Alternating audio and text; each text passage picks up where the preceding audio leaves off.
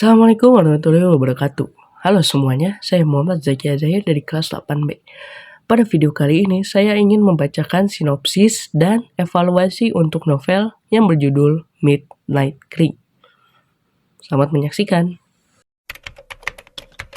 Novel Midnight Creek ini menceritakan tentang beberapa OSIS atau yang bisa disebut dengan Roger 8 yang berisi dengan Yono, Oji, Pandu, dan Manto yang mengalami beberapa kejadian aneh pada jam 12 malam lebih 10 menit.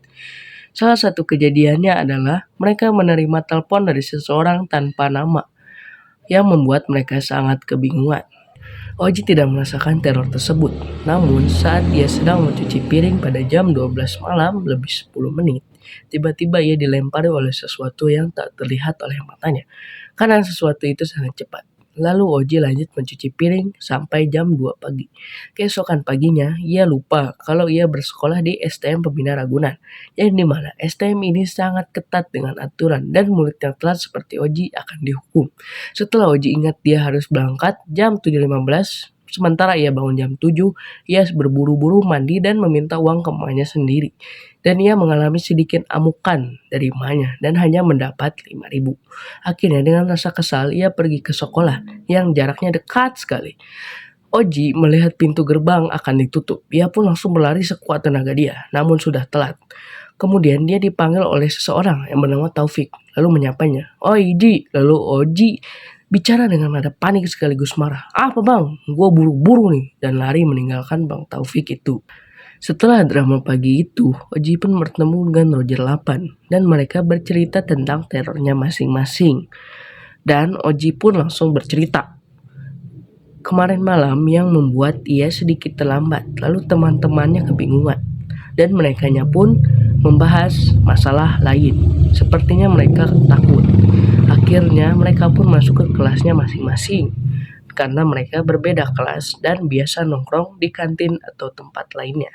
Setelah menjalani kehidupan yang normal seperti bersekolah dan menjadi anggota OSIS yang baik, mereka pun mendengar gosip buruk tentang Roger 8 dan angkatan mereka. Mereka memikirkan berbagai cara untuk menghilangkan gosip tersebut dari para murid-murid, dan mereka memikirkan satu ide yang menurut mereka sangat bagus, yaitu membuat acara debat yang bertema tentang anti prestasi dan anti pornografi. Tema ini dipilih karena sangatlah cemerlang, entahlah apa yang dipikirkan mereka, dan Yono dipilih sebagai ketua untuk acara ini. Dan entah kenapa STM Pembina Ragunan ini menambah peraturan tentang pertambahan tugas dan pelajaran. Tujuannya agar STM ini sama dengan SMA.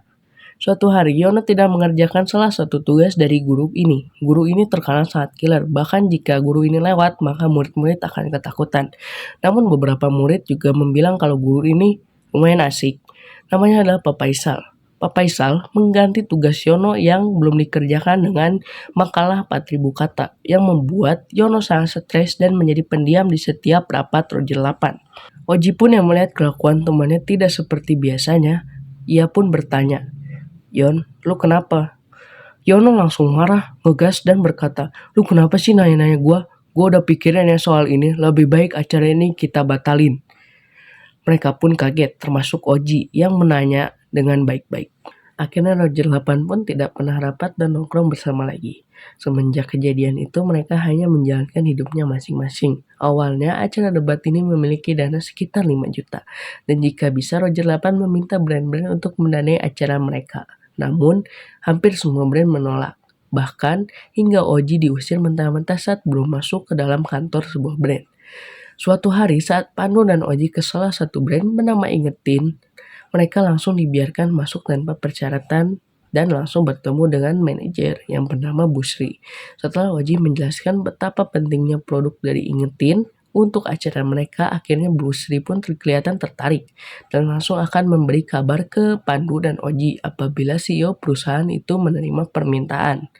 Suatu hari, Oji mendapat pekerjaan yang membuat dirinya harus dispen keluar sekolah. Saat keluar itu, ia melihat Yono yang sedang mencabut rumput, di mana itu adalah hukuman paling hina menurut para siswa di sana. Akhirnya, Oji pun tidak menghiraukan Yono. Selang beberapa hari, tiba-tiba para anggota Roger 8 ini menerima lagi telepon dari penelpon misterius itu. Kali ini ada suara cekikikan yang menurut mereka itu sangat seram. Akhirnya Oji menghampiri satu persatu temannya, lalu mereka semua berkata, "Ih, itu Ji, ada suara cekikikan," kecuali Yono yang masih diam. Salah satu kelompok pewawancara di STM Pembina Ragunan itu meliput salah satu rumah seram di daerah Rawa kok dibangun residen. Lalu mereka meliput rumah itu dan mereka membuat berita lalu menguploadnya. Setelah itu ada para geng bernama Gamal, Nafis, dan Ipat datang ke rumah itu menemukan sebuah pocong di rumah itu yang meneror mereka dan bilang ini ulah OSIS yang bernama Roger 8 untuk kabur dari kejaran pocong tersebut. Setelah kejadian itu, Nafis dan Ipat merasa bersalah dan ingin kembali ke rumah itu sekaligus meminta maaf ke Roger 8. Gamal khawatir dengan keadaan mereka. Di sisi lain, Oji mengajak Pandu dan Yono untuk rapat di rumahnya.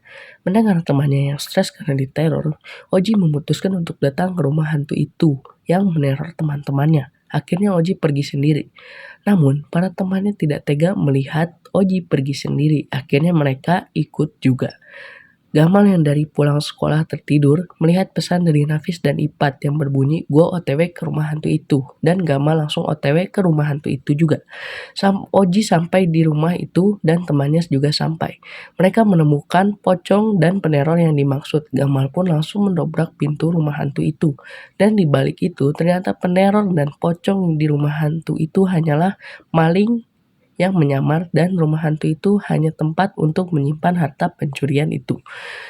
Setelah itu acara debat yang direncanakan berjalan lancar dan uang yang kurang akhirnya terkumpul juga.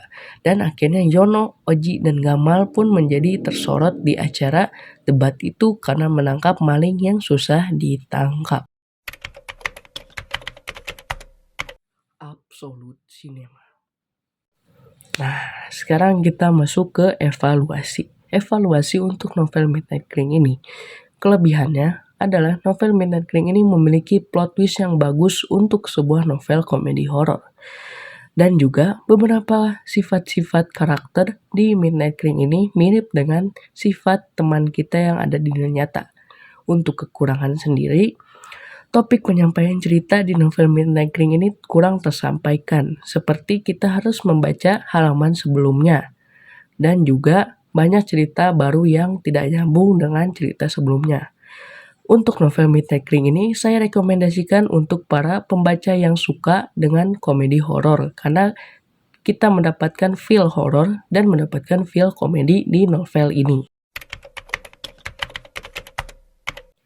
Nah, itu dia sinopsis dan evaluasi dari novel Midnight Cling menurut saya. Gimana, tertarik belinya? Langsung aja beli. Sekian dari saya, Muhammad Zaki Azahir. Mohon maaf jika ada kesalahan, salah kata ataupun salah perbuatan. Saya mohon maaf. Saya pamit undur diri. Wassalamualaikum warahmatullahi wabarakatuh.